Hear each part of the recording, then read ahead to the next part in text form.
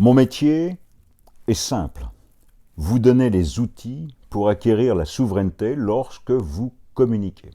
On appelle ça dans le langage d'entreprise les soft skills, le savoir-être. Il sera de plus en plus demandé dans une société qui se digitalise, qui se numérise. Ce seront vos propres talents. Comment communiquer? Comment se faire écouter sans ennuyer? Vous avez remarqué, lorsqu'on écoute les gens, on s'ennuie souvent lorsqu'ils communiquent, qu'ils sont à l'oral. Pourquoi? Cette voix est monocorde et soudainement on est plongé dans la monotonie, ils sont ennuyeux et en fait chiants. Alors, la prise de parole, c'est que de la technique. Que de la technique. Pas de truc, pas de ficelle et encore moins de martingale gagnante. Ça n'existe pas. C'est bien par des exercices pratiques qu'on va retrouver en fait ce que Quintilien appelait la firma facilitas, cette aisance corporelle, à communiquer, à faciliter le dialogue avec autrui. Alors, puisqu'on parle de Fable de La Fontaine, quand on est confronté à un texte ancien, il faut le lire, puisque communiquer, c'est avant tout communier, le digérer et le comprendre. Et souvent, on est confronté à des mots ou des expressions désuètes, obsolètes, qu'on emploie rarement. Souffrez qu'on vous propose. Donnez-moi quelques instants, donnez-moi cette liberté. Atour, qu'est-ce qu'un atour? Un atour, ce sont les bijoux, les peignes, tout ce que peut avoir une femme dans sa toilette. Une reine de France avait ses dames d'honneur et avait aussi ses dames d'atour qui s'occupaient de sa toilette. On a une métaphore, le colombier, eh bien ce sont les pigeons qui s'aimaient d'amour tendre, qui reviennent toujours au nid, au colombier. Et puis la fontaine de jouvence, c'est l'eau lustrale, l'eau qui régénère. Et puis on a cette jeune veuve. Alors, qu'est-ce qu'une veuve? Puisqu'on parle de cela dans cette fable. Elle a quel âge? Ben écoutez, elle a peut-être entre 17 et 20 ans. Quant au défunt dont on parle, il en a peut-être plus de 70. Pas de scandale. C'était une chose très courante à l'époque. Pour preuve, le duc de Lauzun, qui n'était pas n'importe qui, La Bruyère en parle, il est Straton. Dans La Bruyère, personne n'a rêvé une vie comme il l'a imaginé, c'était lui, a épousé à 65 ans la fille du duc de Lorge qui n'en avait que 15. Oui, elle mettra 27 ans pour devenir veuve.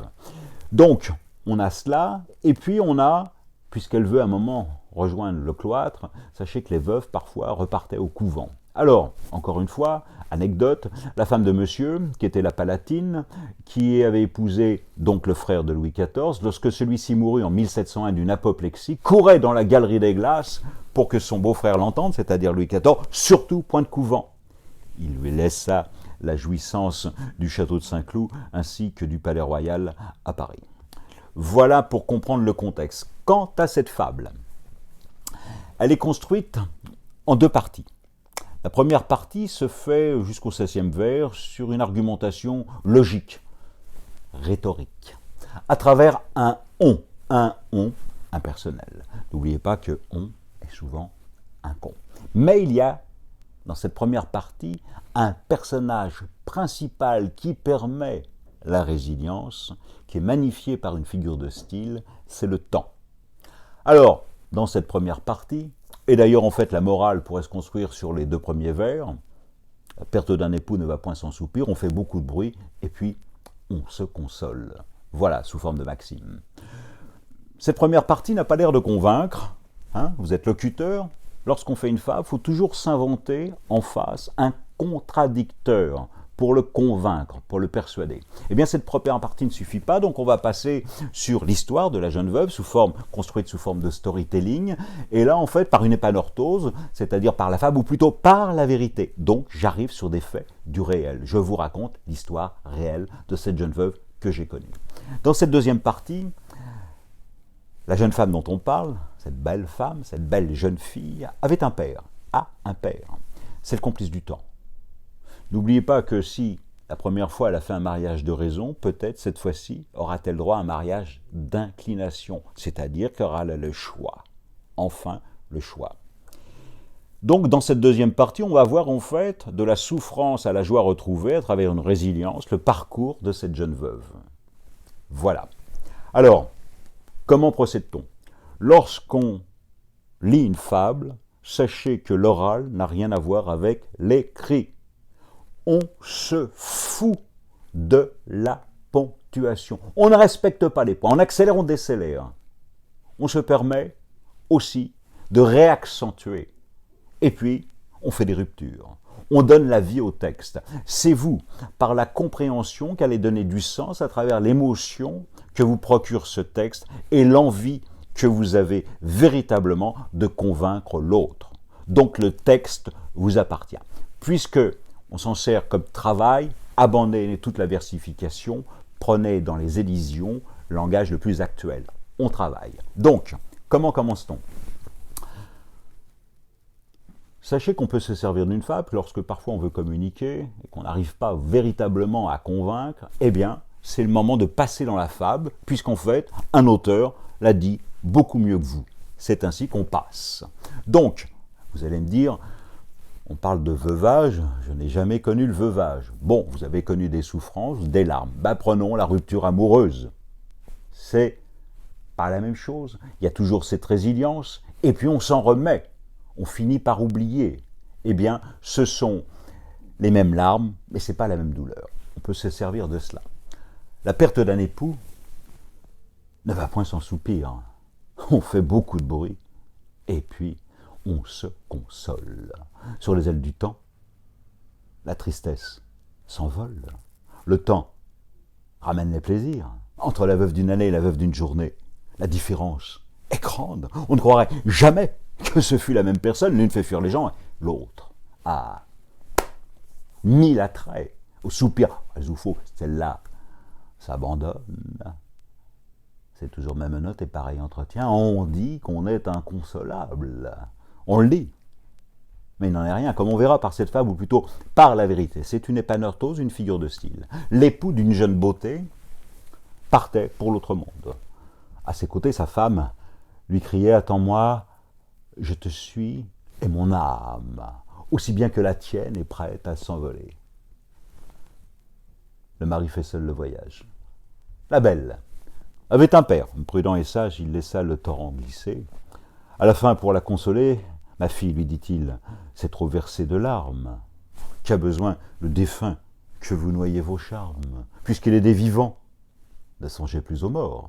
Je ne dis pas tout à l'heure qu'une condition meilleure change en des noces ses transports, mais après un certain temps, je voudrais qu'on vous propose un époux beau, jeune, bien fait, et tout autre chose que le défunt. Ah, dit-elle aussitôt, une assise, un cloître est l'époux qu'il me faut.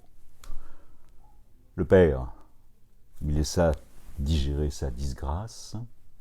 Un mois de la sorte se passe. L'autre mois, on l'emploie à changer tous les jours quelque chose au linge, à l'habit, à la coiffure. Le deuil sert enfin de parure. En attendant d'autres atours, toute la bande des amours revient au colombier. Les jeux, les rires, la danse ont aussi leur tour à la fin. On se baigne soir et matin dans la fontaine de jouvence. Le père ne craint plus ce défunt tant chéri. Mais comme il ne parlait de rien à notre belle, où donc le jeune mari que vous m'aviez promis, dit-elle. Vous voyez tout le parcours de la résilience? On en est là. Mais, Léo Ferré, avec le temps, tout s'en va, on finit par oublier le visage, on finit par oublier la voix, le temps répare tout. Cette fable est un hymne à la joie retrouvée. Souvent, La Fontaine passe, et c'est vrai, pour un fabuliste, un moraliste. Mais, avant d'écrire des fables, il écrit des contes licencieux. D'ailleurs, sur son lit de mort, il essaiera de les brûler, de ne pas les reconnaître. Heureusement, on les a. Dans le Sautier, il y a la nonne, Isabeau, qui vit bien sûr dans un couvent, qui méritait son galant. Elle était douce d'humeur et gentille de corsage. Un hédoniste. Cette fable est un hymne au désir retrouvé, un hymne au plaisir retrouvé. C'est un hymne à la vie. Donc, comment travailler cette fable? On l'a vu. Alors, tout est perfectible. On peut la dire de différentes façons, à condition, et je reviens bien dessus, de casser toute la ponctuation, de digérer cette fable. Et par rapport à une argumentation, je me répète, qui serait mineure, on passe en fait dans les mots de l'auteur. On s'accapare les mots de l'auteur pour les rendre le plus actuels possible. Ne travaillez pas la versification dans un premier temps, ça ne sert à rien. Travaillez l'élision, comment le dire. Voilà. J'espère vous avoir non pas convaincu, mais vous avoir intéressé dans un premier temps. Vous pouvez me retrouver sur ce réseau social, bien entendu. Vous pouvez aussi, puisque en cherchant bien, vous pouvez trouver mon adresse, mon téléphone, et je peux vous répondre et vous aider à parcourir ce chemin qui reste ludique. Merci à vous. Au revoir.